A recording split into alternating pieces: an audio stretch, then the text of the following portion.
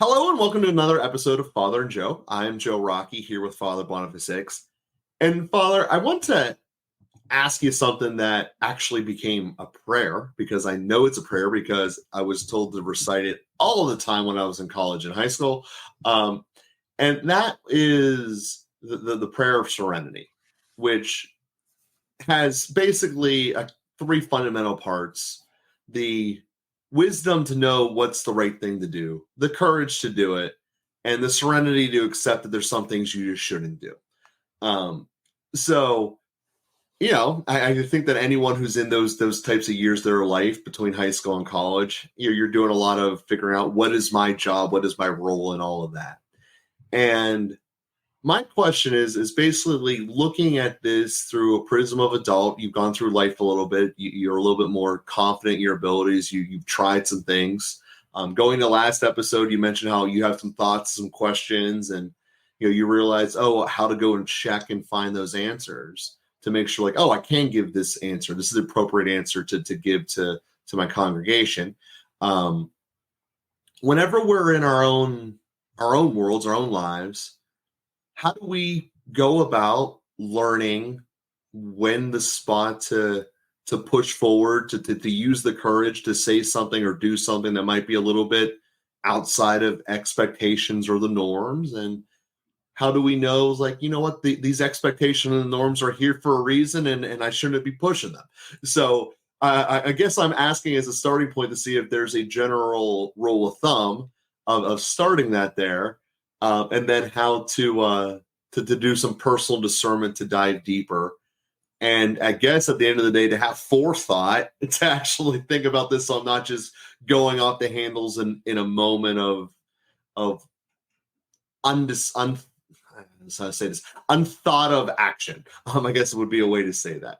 So that's what I'm asking for, Father, to see is as adults, if there's a better rule of current that we can help use these skills that were given to us, these gifts that were given to us at confirmation through the Holy Spirit, and really try to make them better into the world. Yeah, I think it's an area that I have to recognize there are people that are going to be predisposed different ways by personality type. So it's almost a question that's like a corporate question. So how do we as a group, I don't mean corporate in the sense of I do and I don't, but a group question. Okay. So, almost like a team question. How do we move together? Because, some people by disposition are kind of naturally conservative, you might say. There's actually a personality traits scale called the ocean scale: openness, conscientiousness, extroversion, agreeability, and neuroticism. And those are 5 sort of uncorrelated traits. You can have a whole range 0 to 100, and in all 5 of those, they don't track together. And so that's a kind of classic. Anybody who's done a psychological exam has done the ocean scale, whether you know it or not. But the Jordan Peterson has done some great analysis about the sort of this balance between openness and conscientiousness. And then because really what you need openness to be open to new possibilities. One of the factors in openness is creativity, and that ability to see a new path, to take a new direction, to break from the past is really important. And politically, we tend to call this liberal, and there's an important role for that. At the same time, you need conscientiousness, and part of that is responsibility, and I forget the other kind of factor in that. And in any event, the conscientiousness factor tends to be land a little bit more in what we would call politically conservative, those who want to keep doing something the same way because that's how we've done it.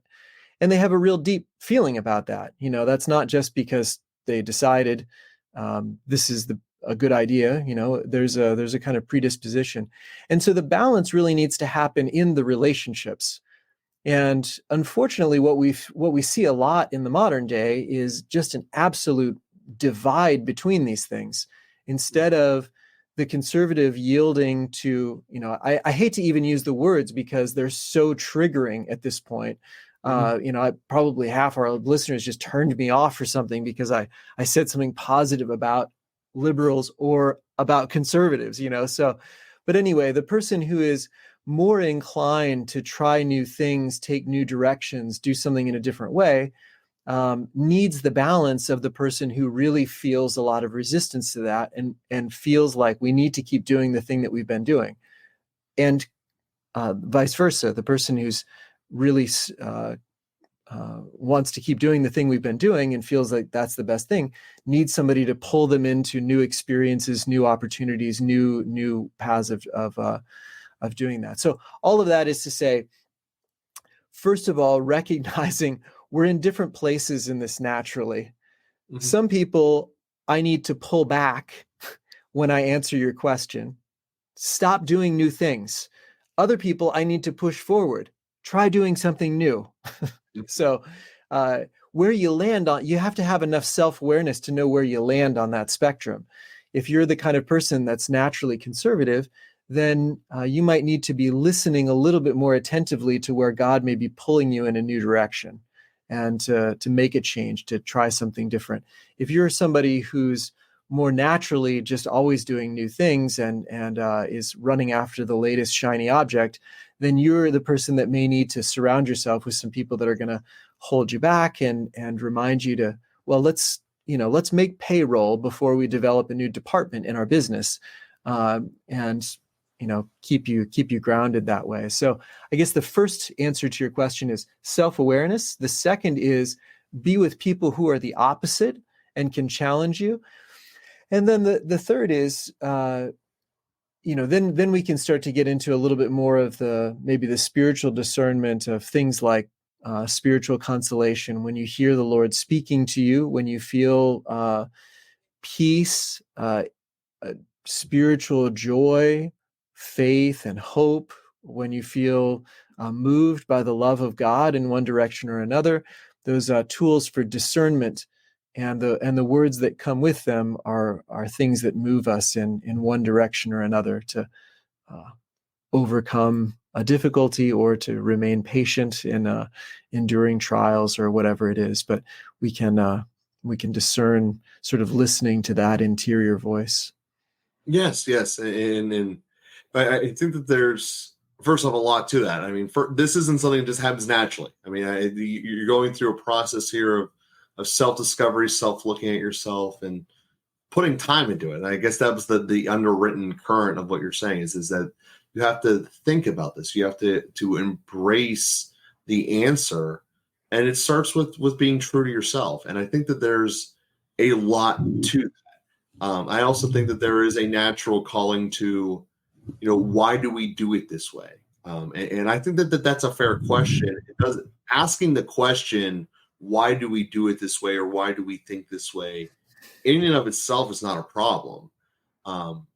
When the answer is just because we've always done it, there's not a real good reason why, or it's not productive, well, then that is a problem. But I think that people that in general, if you're afraid to ask, why are we doing this way, it almost always feels like there's something being hidden, or there's not a really good reason aside from driving someone's ego to do that. At least that's my experience in my lifetime in a lot of different arenas, professionally and elsewise. So I bring that up to say is this entire notion of when do you say something, when do you not say something, when do you do something, is something we deal with every single day in virtually every decision we make, whether we realize it or not. And it's one of these elemental things that I wanted to address. And quite frankly, I can't believe it took me 7 years to actually realize this is the question I should be asking. And that is something that I found that is unique and marvelous at the same time, is that we go through this world and so many of us are just in autopilot, just instinctual reaction. And just doing these little check-ins with ourselves are just so powerful and important. But you gave a great example of why society, I guess, and without thinking of a better way of saying that, is against this. I mean, the natural reaction of you can't even say the word conservative or liberal without someone just immediately turning off or quitting. Or that to me shows how ingrained this is in people, and that there's a real, which I don't understand, effort to keep people from checking in and just asking questions about why we do stuff, whether or not there's ever going to be a change in the answer. I can go down to a water utility company, ask why do they bill the way they do, and they can give me a very good answer saying this is it. Cool. Well, then we don't need to change anything. I'm just glad I learned more. So I guess I just did a lot of out loud wondering and pondering with you, Father, here. But that's one of the things that just around people I don't understand always. And then directly relates to, like, if I don't understand, like how can I to know what the right answer that I should do is? And said it's all a spider web that's growing, that comes from the starting point of what I believe the prayer of serenity is trying to teach us to figure out. And it might just be showing that I don't have enough wisdom to know what's going on. I might be admitting my own shortcoming here, but that's where I'm at in this shorter episode here, and wanted to thank you first off for starting here, but also to give you a chance to do the final words here to guide us in the right spot, because this is certainly something, as you said, it's not a one size fits all solution. Yeah. Well, I think maybe the consistent solution is to develop relationships.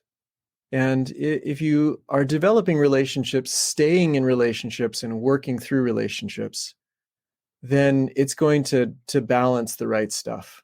So if you're in relationship with people who are pushing or pulling, and you're determined to stay in the relationship, and so you're going to find paths of understanding and compromise, or you're going to persevere even though there's a difficulty there, and you're weighing the cost.